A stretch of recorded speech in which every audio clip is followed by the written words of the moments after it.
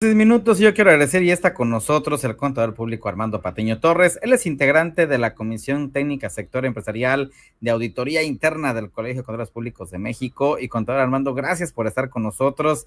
Hace un rato platicábamos acerca del tema educativo y la importancia que debemos de tomar justo a la educación financiera, porque yo no sé por qué no han incluido algunas materias y toda esta rama importante desde la educación básica, porque, oye, no sé cuál sea tu consideración, pero creo que todavía nuestra cultura no está muy arraigada en esta parte de ir cuidando las finanzas, de hacer presupuestos, de tomar en cuenta lo que es el bolsillo, y eso nos está afectando a muchos. ¿Cómo estás? Buenos días.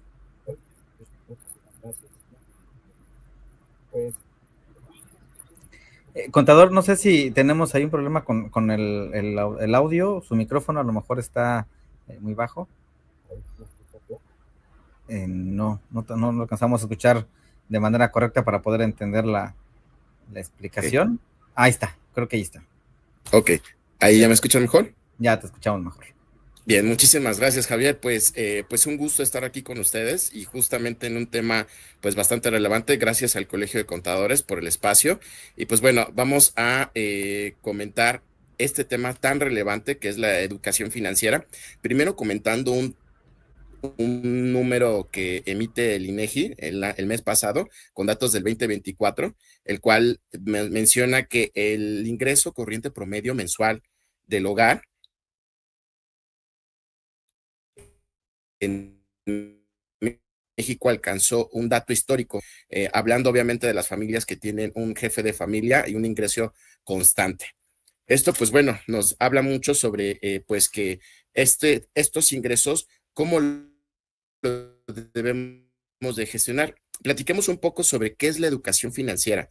La educación financiera es esta capacidad de entender o de adiestramiento que tiene un jefe de familia, una persona común, para que su dinero en la vida cotidiana se pueda gestionar a través de cómo lo gana, cómo se gasta este dinero, cómo lo ahorra y cómo se invierte. Esto, pues bueno, claramente, pues pudiéndolo traducir en nuestro día a día, en la parte común. Como tú bien mencionabas, esto conlleva a ciertos conocimientos de cómo es que ingresamos el dinero y cómo lo invertimos en nuestro día a día.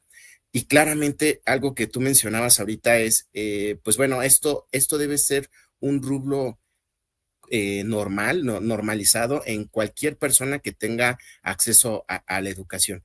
Eh, ¿Por qué es importante para la persona tener conocimientos de educación financiera? Bueno, esto no significa, claro, ser un experto en inversiones o invertir en la bolsa mexicana o en cualquier bolsa, sino esto significa que una persona puede planear su vida con tranquilidad.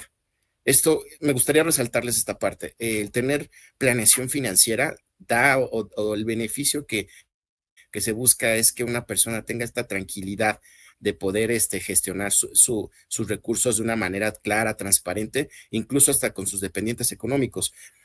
Manejar, claro, un presupuesto, gestionar las herramientas de deuda llamándole a las tarjetas de crédito, a los préstamos formales e informales, ahorrar para emergencias, ¿no? En caso de que tenga alguna imprevisto, tener claro un ahorro para tener frente a alguna emergencia. Inclusive también tener metas personales como estudio, emprendurismo, salud. En ese sentido, es bien claro que debemos de tener nuestros objetivos en cuanto a dónde quiero estar, cómo quiero estar y cómo mi aliado de los principales me va a ayudar a llegar a donde quiero llegar. No sé si con esto estoy siendo claro.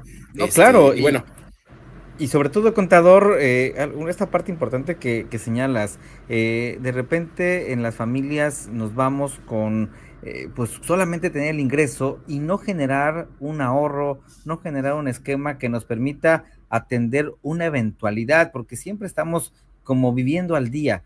pero aún así, con estos mecanismos, con estas estrategias que podemos ir implementando en casa, desde cuántos ingresos recibimos, en qué estamos gastando, de repente dices, es que no me alcanzó, pero oye, el fin de semana te aventaste una fiesta, el fin de semana te fuiste a comprar pues la botana, etcétera, y de repente esto es lo que se sale de tu presupuesto, de tu control, y bueno, terminas con la tarjeta cargada en el mejor de los casos, ¿no? Sí, claro, sí, esto es justo una concientización clara sobre cuáles son mis ingresos y cómo lo debo de yo gestionar, ¿no?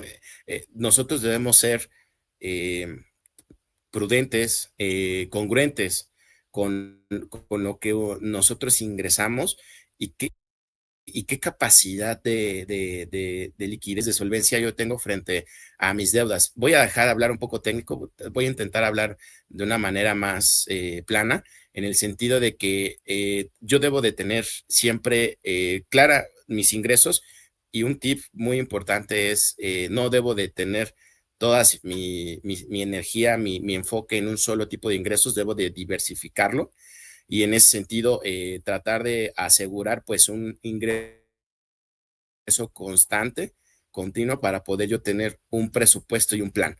Con base a ello, nosotros podemos generar objetivos a corto, a largo plazo, y en ese sentido dar cierta seguridad, ¿no? Inclusive si yo deseo a 1 o 2 meses o en un tiempo de corto, mediano plazo, realizar algún gasto de cultura, de poderme recrear en alguna arte, esto claramente debe ir traducido en un presupuesto y tener un plan.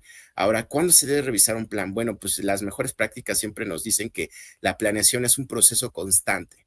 Si yo no tengo una disciplina donde debo de tener claro que la planeación la debo de estar analizando constantemente y ver qué es lo que está pasando de acuerdo a lo que planeé en mi plan, claramente pues no voy a tener ya primero pues el recuento de los daños, como se diría, ¿no? Y saber en dónde estoy, cómo llegué y los recursos que yo tengo, cómo poderlos gestionar para poder seguir cumpliendo mis objetivos.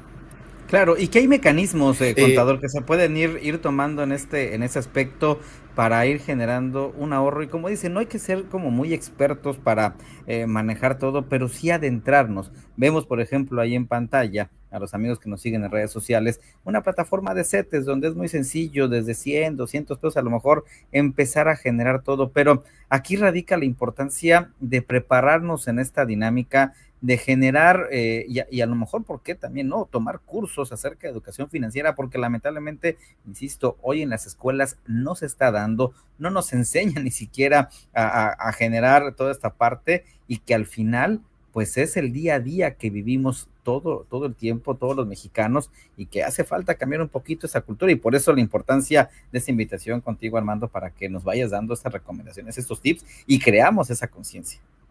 Claro, muchas gracias, Javier. Pues como tú bien lo acabas de decir, creo que el principal tip que podemos dar es hacer un momento de reflexión, dar un paso atrás y decir, oye, voy a hacer un plan para que mis objetivos personales, profesionales, familiares, tenerlos claros, traducirlos en recursos para poder llegar a esto. Justamente, pues tenemos diferentes herramientas de inversión.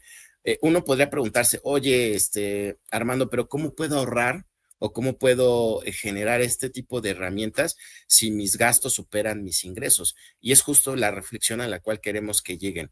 Es importante identificar cuáles son los gastos que yo puedo asumir a corto, mediano y largo plazo y poderlos distribuir a través del tiempo. Aquí tenemos principales factores, el ingreso que tenemos, el tiempo que tenemos para pagar y las herramientas de crédito. Estos tres variables me gustaría resaltarlos para que puedan ser unas herramientas que puedan gestionarse para sus planes.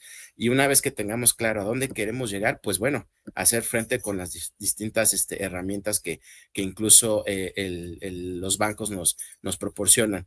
El CETE es una muy buena herramienta de ahorro porque es una herramienta la más segura que tenemos en el mercado y pues bueno, esto es claro, soportado por nuestro amado gobierno.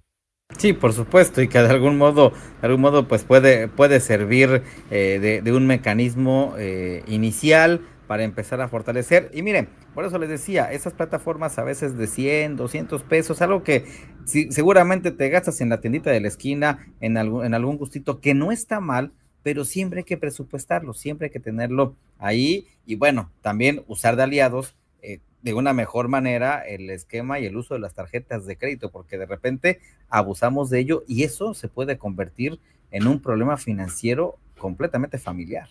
Y completamente. Y fíjate que algo que me gustaría concientizar a tu audiencia es de que el mal uso que le demos o el buen uso que le demos a las herramientas también habla de nuestra sociedad y habla incluso hacia el sector financiero. Las tasas de crédito, todo este componente de qué es lo que nos van a cobrar por el no pago, va con relación a las variables de si este núcleo social es constante en sus pagos o pagan o hacen el pago mínimo.